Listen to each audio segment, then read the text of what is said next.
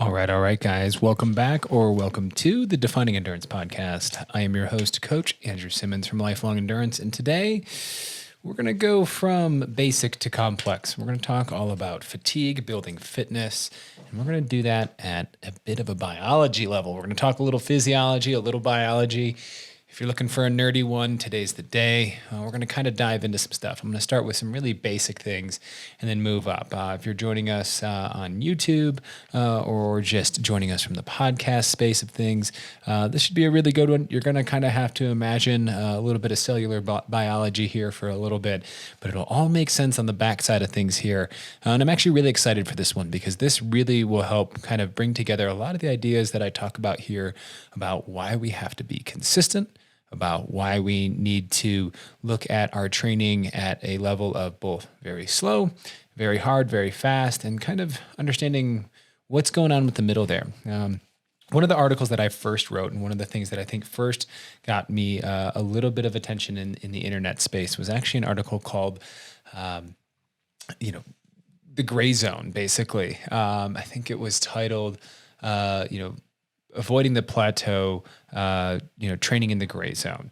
And basically, this has been an idea that Matt Fitzgerald has shared as part of the 80-20 endurance group, as well as many others. And mine is that zone 3 tends to be this area where we can train in it every once in a while, but we should not always be training there. And this will all come into play at the very back end of this podcast, but a lot of people have asked me why, and I've really avoided, going in depth in an article or things like that because there is so much here about why I feel the way I do when it comes to this specific process, the specific design of my training, and the specific principles that I really think are what make training really important, but also helps us get results year after year from the marathon and beyond, all the way down to the mile. And what it really comes back to is understanding the physiology of why are we doing this? So let's start really, really basic here. The number one thing that we have to agree upon here is that we're looking at this from an endurance perspective. So I'm really only going to talk about aerobic and anaerobic metabolism today. And the reality here is that we're looking at this from a process of saying that fatigue is generated on a spectrum, and it really comes down to 4 variables. The 3 are probably ones that you know really well, but probably wouldn't consider this 4th one. The main 3 for me are intensity, frequency, duration, and actually the 4th variable here that doesn't get enough attention when we're talking about training is rest. And this is rest both from a physical sleep perspective, a rest day perspective, a rest week perspective, but also our rest in intervals. So this is looking at rest as a whole. Now, when we think of intensity, it's often considered how hard you're going. So this intensity piece would be, very easy to very hard. When we think frequency, it's how often we're applying a stress. Now, if you know me, I'm a big Training Peaks guy, and one of the principles that they use is a thing called TSS, or Training Stress Score. And what we're doing is we're scoring our workouts based on intensity and looking at it as a function of your threshold or your aerobic threshold. So that comes into play. The next thing here is looking at duration. So how long are we applying that? And so that is the other big piece of defining training stress is we can generate a lot of training stress either going very intense for a short amount of time, very intense for a moderate amount of time, but we can rarely go very, very intense for a very long time. At the end of the day, very intense and a long time don't really go together. And we'll talk about why that really isn't possible and truly saying high intensity versus more moderate aerobic threshold type workouts. But duration is how long you're applying a stress. Most of you guys would think long, slow distance, right? That'd be a long duration. Now, this last piece here, which is rest, a lot of you guys are going, yeah, I get it, resting. But it's really kind of, for me, the denominative, there's a hard word for you. Say that 3 times fast. It is the denominative variable. Basically, how long are you recovering from any one of these variables, whether that's intensity, frequency, or duration. And this is really what defines your ability to adapt. So in the start of a training cycle, you may be able to do 3 by a mile on 3 minutes. By the end of that cycle, what is your rest period to be able to hit those same times or even faster? And so that rest period changes, and that rest period changes alongside our adaptation. So when we bring this all back, how do we really build fitness? Well, it's fluctuating a function of those three things. But where we're going to get to today, as I said, this is the basics. We're going to get really complex here in a little bit, is also thinking about what does fatigue look like in another space. If we can agree that intensity, frequency, and duration and rest are the main four, what about mental fatigue? What about emotional fatigue? If you've been out there for a while, you've experienced these, you start to not be able to think quite as well or think quite as clearly. This plays into fatigue. But this isn't really something that we can per se say, this is the Krebs cycle or this is that. This is just now we have these things. It's like, this is getting very difficult for me. I'm starting to feel like maybe I'm not in this race anymore when we're talking about the very intense, like maybe a mile race, and you have to be very competitive for a very short amount of time, and you have to stay mentally engaged. How do you deal with the mental fatigue? So fatigue can take a lot of different shapes in the space of training and racing. But what we're going to focus on today is we're going to kind of take and move away from the mental emotional side, which is a place that we've been talking about a lot. And we're actually going to move into a more scientific space. And so we first have to then agree that this is really about the endurance athlete, right? And endurance is about our ability to resist fatigue. I'll say it again. Endurance is our ability to resist fatigue. So if we want to build better endurance, we're trying to build a body that can better resist fatigue. Basically, that means that it is very efficient, that it is both fuel efficient, but also mechanically efficient. So our running form and mechanics are just as important as our body's fueling strategies. Now, this does look a little bit at how do we turn fuel, carbs, fat, and protein, into glucose, which is our body's main fuel source. And so today we're going to talk about glycolysis and gluconeogenesis, fat oxidation, things like that. But really the thing that's most important to understand is that you still do need to fuel the body. And that is a lot of what goes on behind the scenes when we start to think about how do we go through glycolysis? How do we get better at going through glycolysis? And ultimately, at the end of the day, we're talking about ATP, adenosine triphosphate. We're talking about slow twitch fibers. We're talking about fast twitch fibers. And then ultimately, how do we buffer and better understand how do we get better at these processes? So let's dive into this. We're going to talk all about the ATP ADP cycle and this energy transfer cycle and all three main parts of how do we go from a single glucose molecule to producing 36 ATP. And I will try to be as clear and concise on this. This is a heady topic. This is a topic that if you have had a little bit of biology will make sense to you. If you haven't, I'm going to try and use some analogies that will hopefully make some sense to you. But let's dive into this. And I think that the last thing I'll say when it comes down to this is that when we always think of these when we think of these processes happening, we always think that there's some finality to it, that, oh, there must be an end state. And what I want to bring up before we dive into the kind of more complex side of things here is that Tim Noakes has this great theory, this central governor theory, basically saying that your brain will override your physical ability to run and will shut you down before any real damage is done. Now, here's the thing. That's physiological damage, meaning you're never going to run out of ATP. Your body's never going to fully run out of glucose to be able to go through glycolysis. So your body's going to shut down before that happens, and it's going to slow you down and get you to a place where your heart rate's low enough that you can go through a regenerative process. Now, that doesn't mean that your body's not going to allow you to have a muscle tear, that you're not going to, shear tendon from bone. That's not what we're talking about here. Your body will give you some signals, but you can choose to ignore those. We're talking about actual physical, like depleting all of your ATP, just not going to happen. And that's really kind of the central governor theory, as well as all the other things we'll talk about here. There's this underlying theory that your body isn't going to let you get to the very end game, which is completely 0, 0, 0, like none left in your whole body. It has all been actioned. It's all been reacted, I should say. So let's kind of take a step into biology. I want to be clear, like I'm not a physiologist. I am not a biologist. I'm a coach and I coach people. But the thing is that all of us go through these reactions while we're all sitting here. We're going through the Krebs cycle. We're going through, the electron transport. And I just think it's really important that we really look at this as steps. And I think really the cool thing here is that when we try to understand cellular respiration and ATP and those things, we can start to kind of think of these things in fun ways. The first thing I'll say here is, as we dive into the physiology, is that glucose. What is glucose?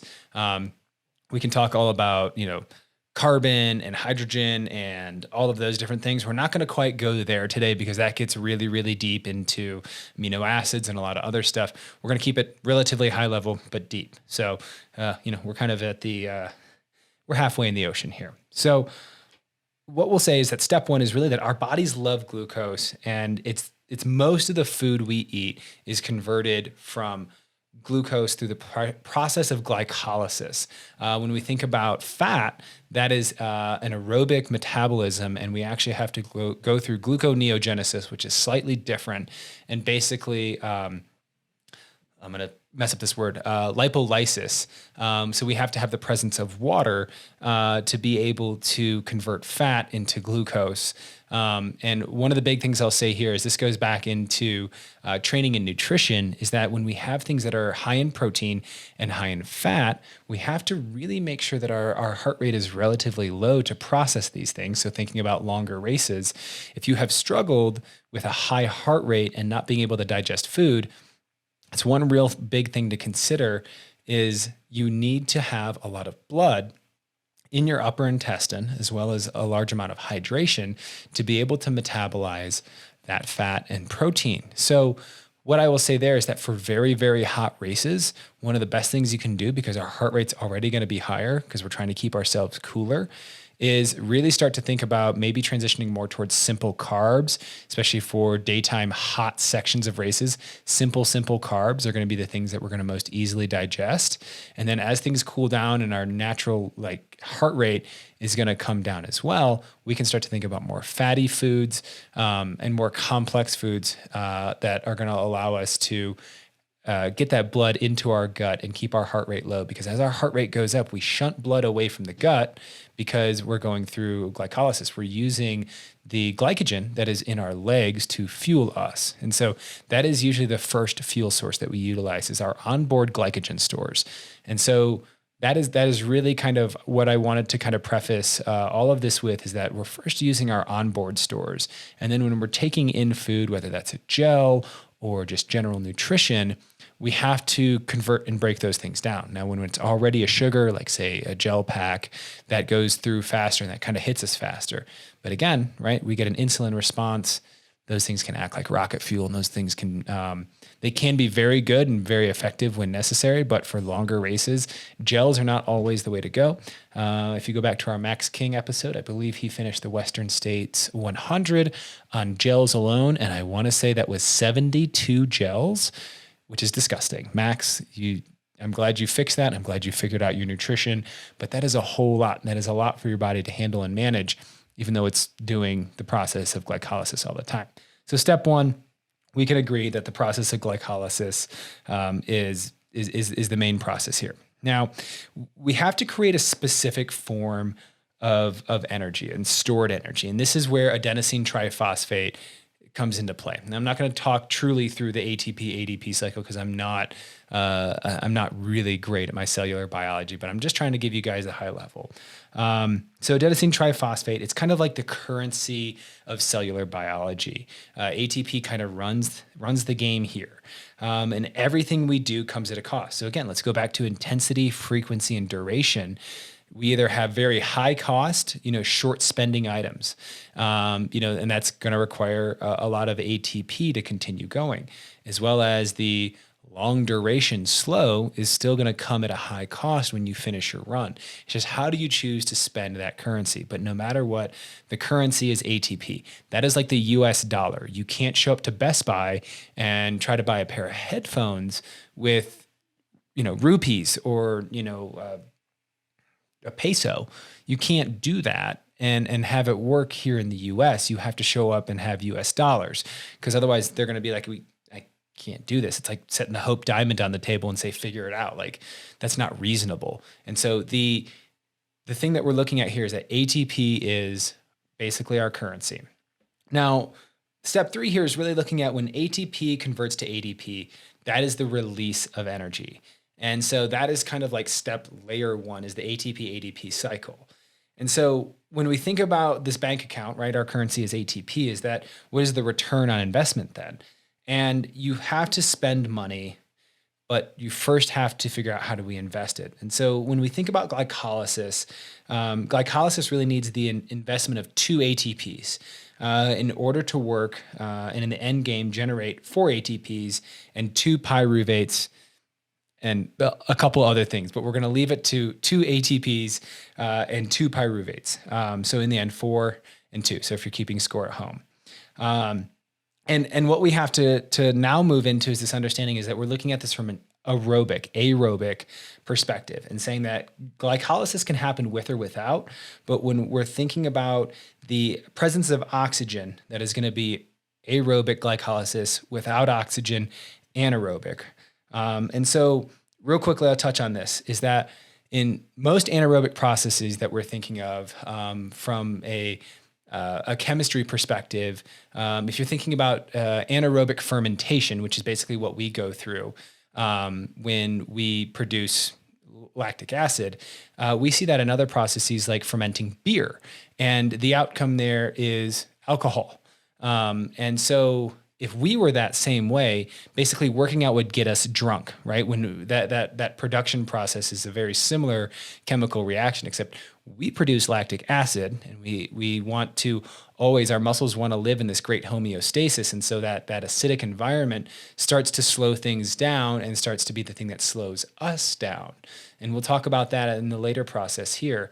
But it's important to note that we are not the only thing that goes through this process, this biological reaction. And so ultimately, instead of an anaerobic process producing alcohol, we produce lactic acid. So let's move into anaerobic again for just a second. And we personally move into anaerobic when our muscles utilize all the available oxygen. And when our tissues become saturated with lactic, we're unable to get enough ATP to continue firing nerve impulses. And this is why we can't sprint forever. It's why we are forced to slow down.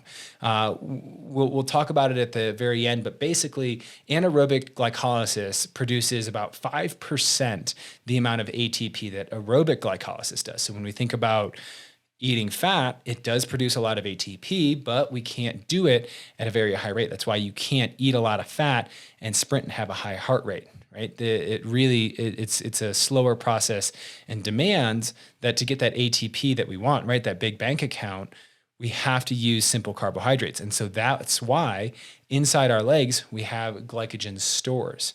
And what we are trying to do through training is build up our natural glycogen stores and build up our ability to not only empty our glycogen stores, but refill them. And so we can talk about where does that come into play with how we train. But when we think anaerobic, the nerve impulse piece here is the most important part, is that once that ATP starts to not be able to be taken up, right, that the presence of pyruvitic, aka lactic acid, shows up, it starts to slow down the ability of our nerve impulses to fire. Basically, it slows down our muscles' ability to contract.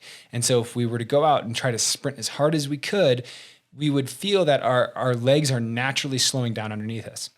That signal, that nerve impulse signal, is slowed down because we've entered an acidic environment. And that ATP cycle can't happen as efficiently because we have those hydrogen ions that are present. And so that acidic environment, our body starts to go into Tim Noakes' method here and basically say, we got to shut it down.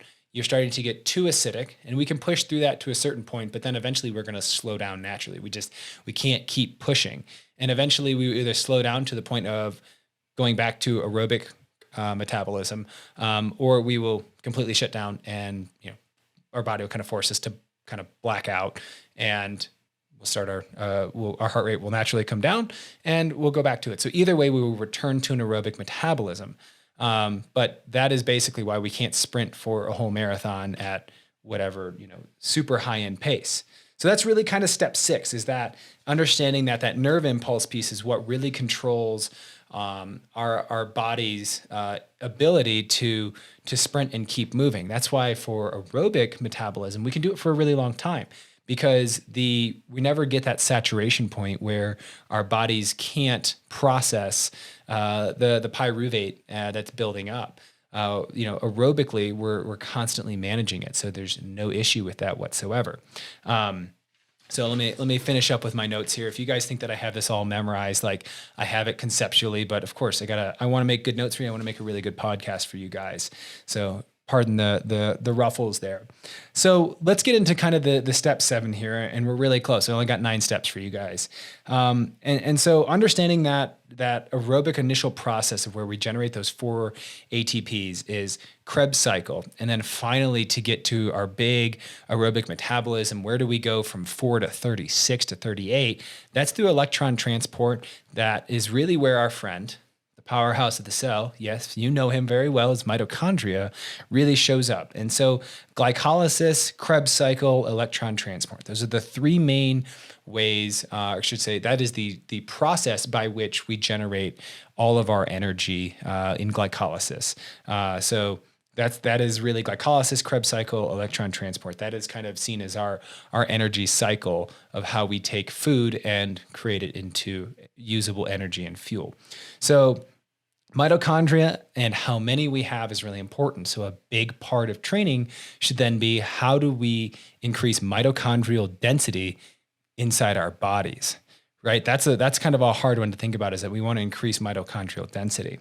So through the Krebs cycle is where we convert pyruvate to create 2 more ATPs. So we started with 2, Krebs cycle happens, that's how we get to 4, right? So we're converting pyruvate. And again, if we're producing a ton of pyruvate in anaerobic metabolism, we can't keep up at some point, okay? So electron transport now, so we've gone, Krebs cycle is very short on that. You can go and dive into all that. But now we're going to talk electron transport. And this is where the meat of it happens, is that this is where ATP is truly like really made. Basically, it's the most efficient way for us to produce 34 additional ATPs. And so this is kind of where we bring out the accountants. We made 2 ATP for each pyruvate in glycolysis. We made 2 in the Krebs cycle. And then in electron transport, we made 34. And that's for one molecule of glucose, right? So 1 to 34 ratio. So the process of glycolysis is super, super efficient. When we're going to go back here real quick to anaerobic metabolism, and it's inefficient because it is an anaerobic process. So ATP is produced at a much smaller level, roughly 5% of aerobic metabolism. And pyruvic acid is also a byproduct here. We're producing more pyruvate than, right, we're 5% as efficient. So that there's going to be some buildup there. And so this is where we start to see, when we start to take out those measuring, if you've ever seen someone go through the process of lactate testing, you might be running easy. You might be producing 1 to 3 millimoles when you're purely aerobic. You start to hit 13, 15, 20 millimoles. That is a highly acidic environment. And again, we can't exist in these highly acidic environments without being able to slow down. And so we can only sustain those things for a certain amount of time. And so again, what is fitness? Fitness is our ability to resist fatigue.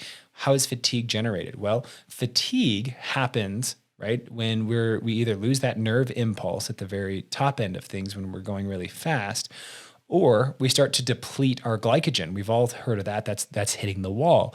Well, now you guys understand that this is a process. And so if we're trying to build our ability to go really long, say a 100-mile race, 200-mile race, where should most of our fitness be built? Where we're going to go through the most aerobic processes, because we need to get really good at not only telling our body, hey, we're going to go through this process a whole lot. You can see this in training. I need more mitochondria. I also need more capillaries to go through this process. And so we build both capillary density, we build more mitochondria. And so this is where we start to think, okay, I need to build up some fatigue. But if I always want to stay a little bit fatigued to create a more efficient process, because this is where I like to use a paperclip analogy. If you took a paperclip and you bent it 30 times and you set it down and you picked it up a month later and you bent it another 30 times, it's going to break. Whereas your body, if you train, so you bend you, right, apply stress, you're going to ultimately end up getting stronger with rest. right? So now if I take that paper clip and I bend it 30 times, and then tomorrow I bend it 30 times, it's still going to break. That month, it didn't do anything for me. Okay. Now, if we take that same analogy and say, I bend it 5 times, and then tomorrow I bend it 5 times, and then I bend it 5 times, I'm going to probably get through 12 days with that paper clip before it finally breaks on that last day. If you were to go out and apply stress 5 miles a day, the next day, 5 miles a day, 5 miles a day, in 12 days, you're not going to break. Now, again, I'm assuming you've done some training before this. I digress.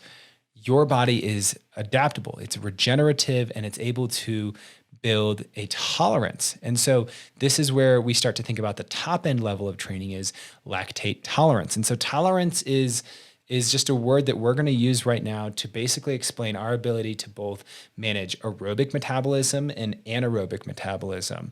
That our tolerance is both mitochondrial density, our ability to resist fatigue, and basically build the tolerance. Because if you've ever run, 20-mile weeks, eventually that 20-mile week doesn't really elicit any sort of response from you anymore. So then where do we go from there? We either add more mileage or we shift the stimulus that we're given. And so the shifting of stimulus is where lactate levels really start to come into play. Is we want to start to build our ability for our body to both produce lactate, but also to mitigate lactate, right? With less recovery. So we can think of this as going and running 400s. You're going to build up your lactate and your body's going to shuttle lactate away.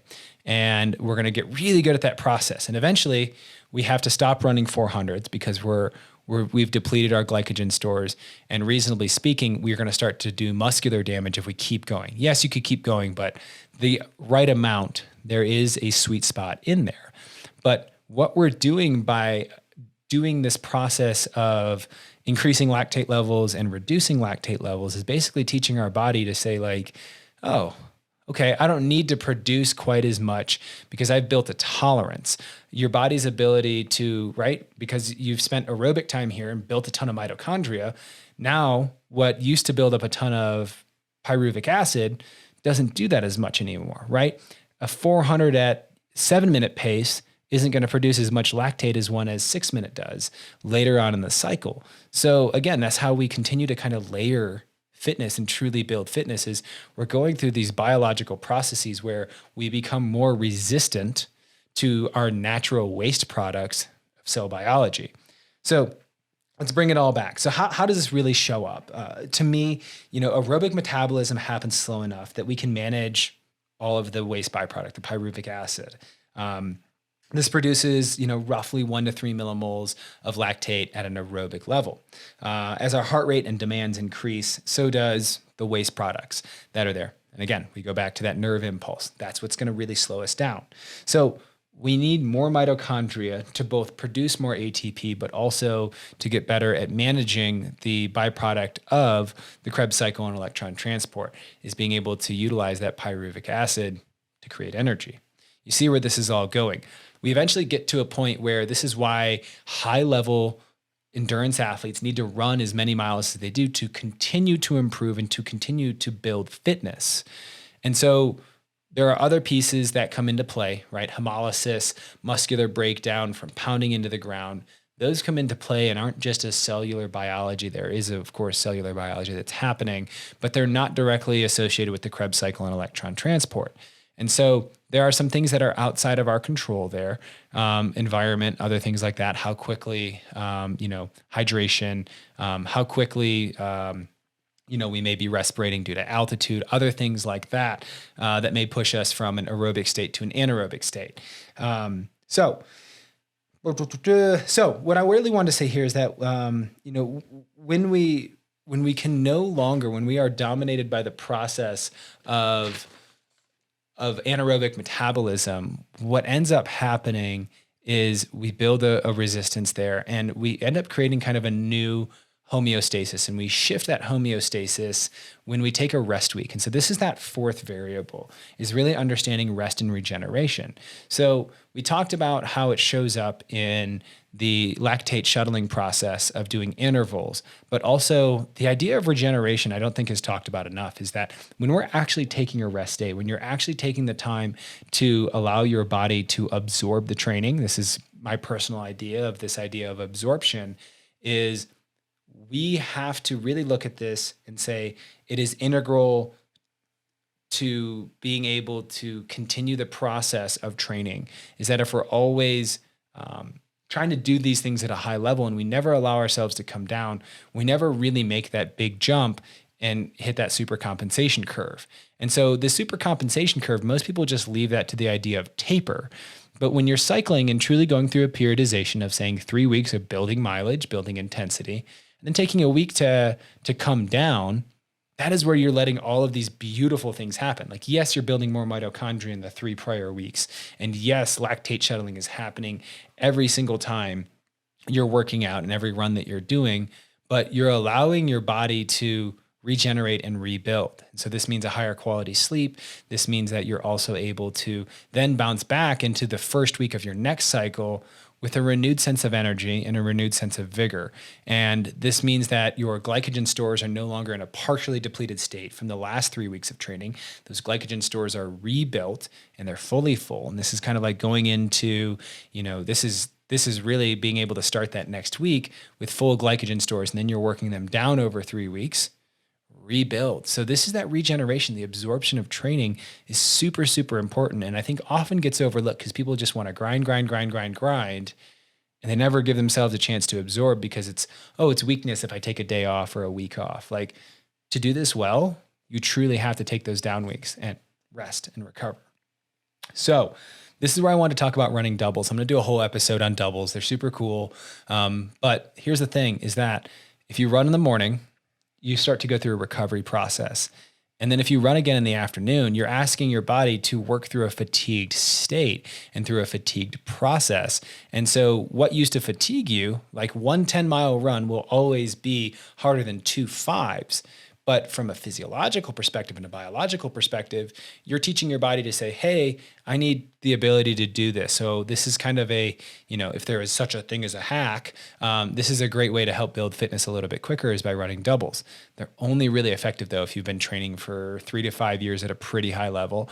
Otherwise, you're just going to break down faster and go into your workouts in a more under-recovered state. So again, know how to use them wisely. And that's why for most people, unless they're hitting a place of maybe 60 miles a week and they've been there for a while, I'm not going to give people doubles. Those singles are still super valid and super important because they need to execute their workouts and not come in and show up fatigued all the time. So again, knowing how to use that and when to use that is my job. But I'm glad you guys know all about it. Last thing I'm going to say here, we're going to talk about genetics for a second here. And kind of the limitations of where does this fall then? Well, when we think of slow twitch muscles versus fast twitch muscles, we think about sprinting, we engage those fast twitch muscles, which means they're part of the solution or part of the problem, however you look at it, in terms of how well you can perform an event. I'm talking about you specifically. If you have a large number of slow twitch muscles, so your muscular density may be an 80-20 or 70-30, or you may be 90-10, and have a high amount of fast twitch muscles, which means that you're going to be better at sprinting than me. I have, knowing myself over the years, I have a large number of slow twitch muscles. My muscle density is definitely leans towards slow twitch. And so that means that I'm best at aerobic metabolism, and workouts and things like that are really challenging to me at a muscular level, very uncomfortable for me as well, when we think of high lactic intervals. So when we start to think about this is where we can start to talk about zones. But let's go here. I want you guys to know, everybody in the entire world knows who Usain Bolt is. Now, here's the thing, is that you can train anybody to do anything, but you can't train everybody to do a thing at a world-class level. And this is where it's really key. Usain Bolt could run a marathon. He absolutely could if he wanted to. He could train himself to do so. Now, would he do it at the same level that he races the 100 meters at?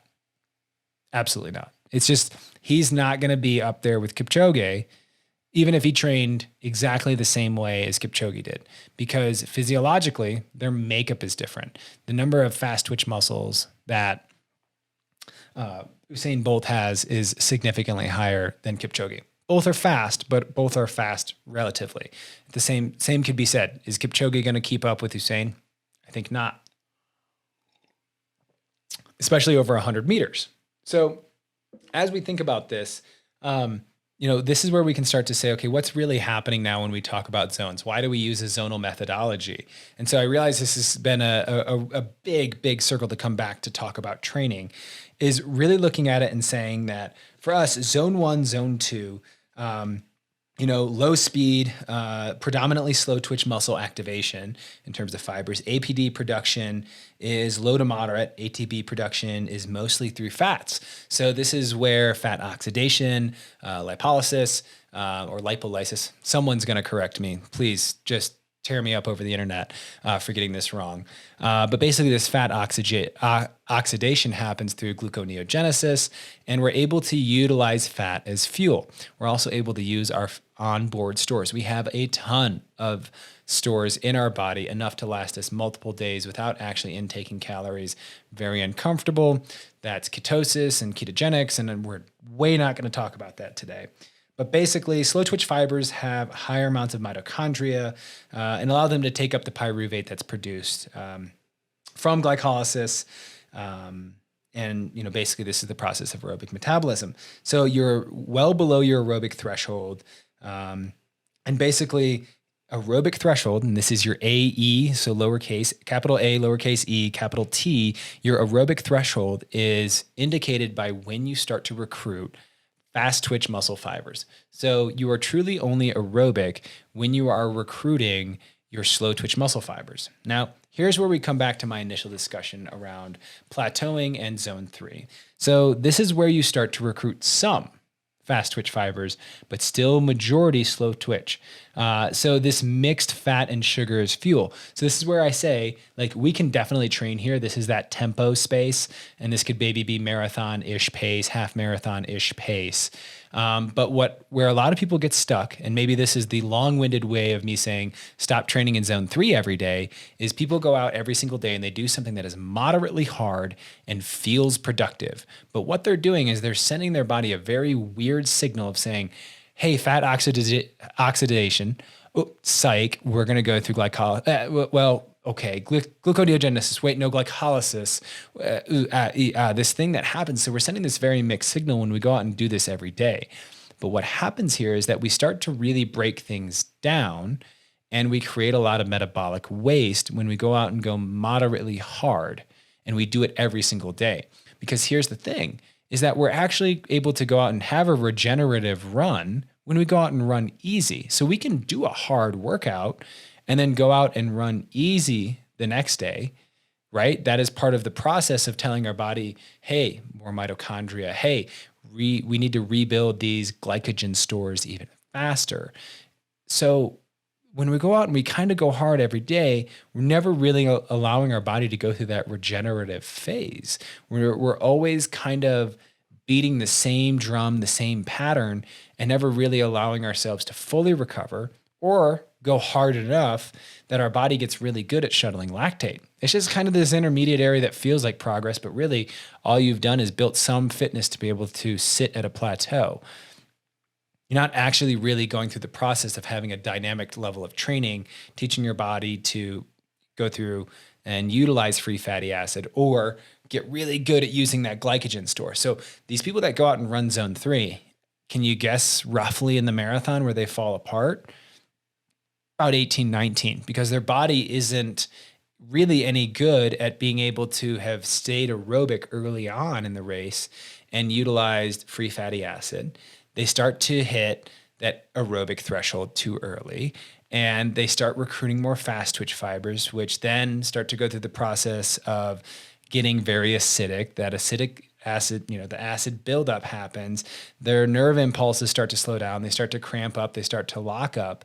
And they may have trained plenty of miles, but they trained a majority of them in zone 3 instead of truly sticking to an aerobic state and having a highly anaerobic state. and allowing their body to actually shift everything up. Instead, they just shifted everything into this one area where they're kind of good at, free fatty acid usage and kind of good at carbohydrate usage. And so this mixed message ended up failing you in the middle of the race that matters most to you, the one that you've been training for the last 20 weeks or what have you.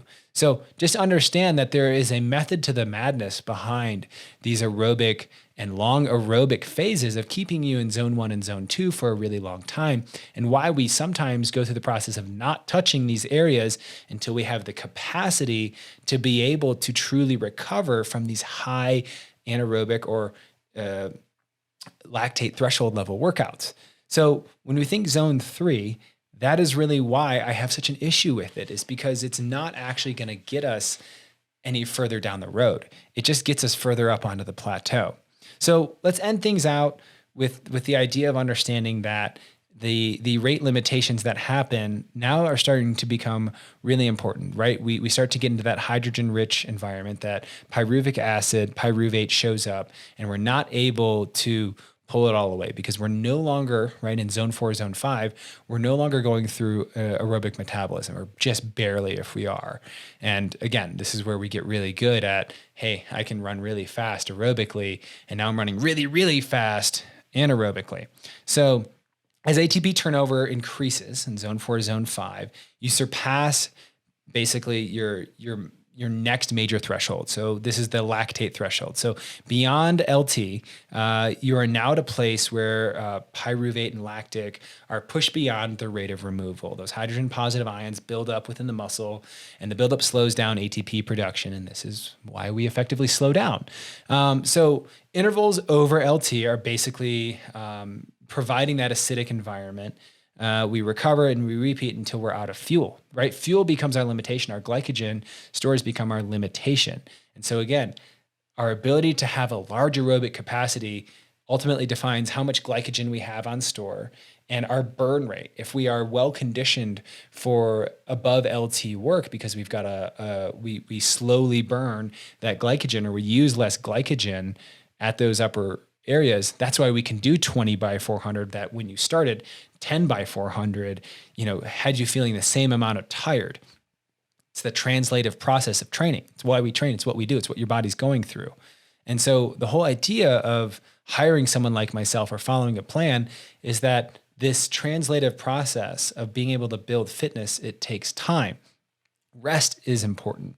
So all of this really kind of comes together, is that we kind of have to think of this as a polished and put together process, that we're going to go through a base phase. We're going to go through maybe a hill phase, or we're going to go through a lactate threshold phase, and then maybe some VO2 max and really specific endurance, and saying, oh man, I'm going to nail this pace and see if I can get my ability to run, say, sub 3-hour marathon pace as close to my aerobic threshold as possible, so that I'm delaying the effects of anaerobic metabolism as much as I can, right? I think it's 96% aerobic metabolism, 4% anaerobic metabolism for the highest level marathon runners. And by majority, when you run a marathon, you want to be about 96 and 4. You start to shift down into the events, and you start to see that they become less and less aerobic.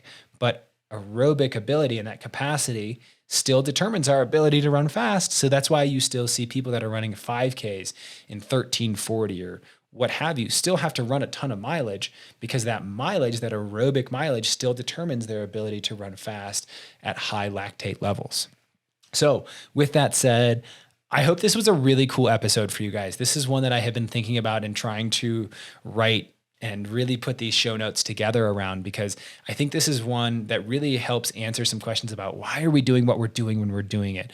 Why don't we do base later? Why don't we do base last? Why don't we all drive it up to a point where we're doing our highest mileage, the most amount of our high lactate work at the same time? Well, the reality is that it has to be something that we can manage from an energy standpoint. At the end of the day, let's go back to the number one thing that training is, right? Endurance is our body's ability to resist fatigue. So if we're running the most mileage that we can, and we're also running the hardest and fastest intervals, we're just too fatigued, where there's no recovery stimulus in there, because we're beating it all the way down at the aerobic level, and diminishing glycogen stores and not truly fully replenishing them. And then we're just hammering them out again with high anaerobic work. It doesn't work. And so this is why I have looked at training as a capacity approach. Build the machine, build the ability to have capacity first. And then we get specific, and then we get fast, and we do the speed work, we build the good mechanics so that we have a metabolic, efficient machine all the way across the board, from start of the cycle to the end of the cycle. It continues to build a little bit. And then we build the mechanically efficient machine, the one that's got great turnover and good cadence, and focus on that. And so that's why you'll see things from me about why we have to run principles of training and understand this. And that's why this discussion happens. But then that's also why you'll see me post things about how do we do drills and how do we do mechanics, because it's all part of training. It's all about how we resist fatigue, because your capacity can't save you if your mechanics are total crap, if you're running inefficiently and you look like spaghetti flying down the road. So all of this comes together, and this is what training really is. This is training at the nitty-gritty level. Why do we do 400s versus 600 versus 800s is a totally different podcast for another day. But what I would love from you guys, if you guys have made it all the way here, I would love to see from you guys, comment on our Instagram, and in this episode, let me know that you guys saw this. We're working really hard to try and deliver content to you guys that is applicable, that helps you grow both as an athlete. If you're listening to this as a coach or a newer coach, feel free to shoot me an email, andrew@lifelongendurance.com. I'm happy to answer any questions that you guys have. I will work really hard for our listeners and make sure that you guys understand exactly what's going on so that you guys can train your best and race your best. I hope you guys really enjoyed this, and I will see you guys next week.